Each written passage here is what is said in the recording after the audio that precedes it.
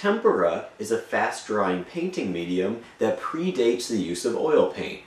It has been traditionally created by suspending pigment into a viscous binder. Egg tempera is a type of tempera paint where pigment is suspended in the yolk of an egg.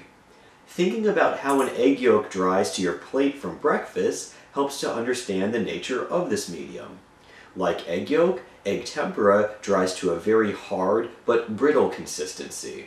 For this reason, egg tempera is often painted on a rigid support like a wood panel rather than on a more flexible support like a stretched canvas.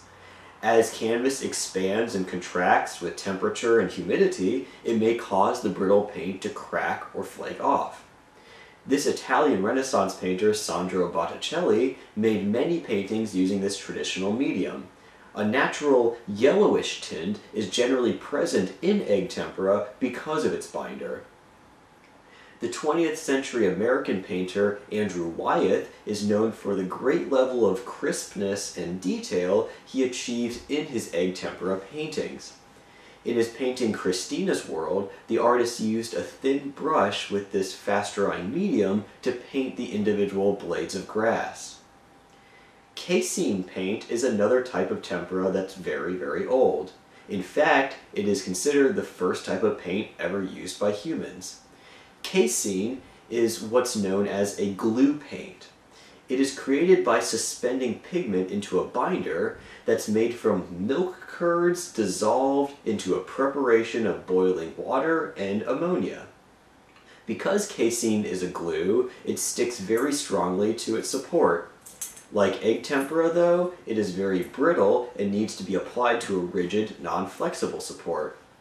The paintings found in the caves of Lascaux, France are very early examples of casein paintings. The fact that these cave walls have not moved much in the last 15,000 years accounts for why these images remain in such good condition today. The Scream, by the turn-of-the-century Norwegian artist Edvard Munch, is another well-known example of a casein painting. Encaustic is another ancient painting medium. To paint encaustic, an artist must suspend pigment into hot beeswax. The wax must remain melted for this paint to be applied, so it must be constantly heated. An artist can work back into encaustic by either scraping it off or melting it away with a controlled heat. Like temperas, encaustic is a very brittle medium, and it must be applied to a firm support such as a wood panel. Encaustic is not used by many artists today, but it was most famously used in the Egyptian city of Fayum in the 2nd century CE. These so-called Fayum portraits were life-size depictions of deceased individuals. These likenesses were painted as memorials on the lids of their coffins. The colors in these paintings remain so vibrant today because the wax acts as a preserving agent for the pigments. The American artist Jasper Johns used encaustic in the 1960s to paint images of things like targets, alphabets, and American flags. These paintings utilized the crusty surface of wax to present altered versions of familiar icons. Fresco is a predecessor to the contemporary practice of mural painting. Any painting that a Renaissance master executed on a wall or on a ceiling was painted as a fresco. There are two different types of fresco. Secco fresco is a less involved process that is basically a tempera or oil painting executed on a wall.